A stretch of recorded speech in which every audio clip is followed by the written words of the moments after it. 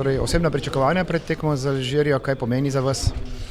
Bom rekel, da odigramo pošteno in da vidimo, kje smo, da selektor dobi jasno sliko, kako smo pripravljeni in proba tudi tekmo zmagati. Večina reprezentantov je v polnem pogonu, torej v tem elementu ni težav.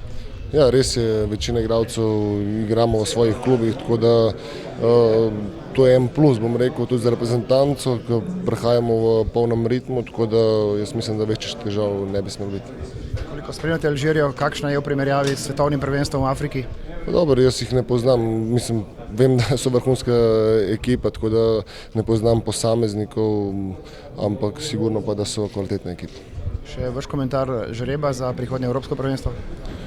Pa lahko rečem, da smo lahko zadovoljni, imamo dve reprezentanci vrhunskega kova, ostale so rang niže od nas, ampak normalno bomo mogli še veliko pokazati na terenu in probati iti na evropsko prvenstvo.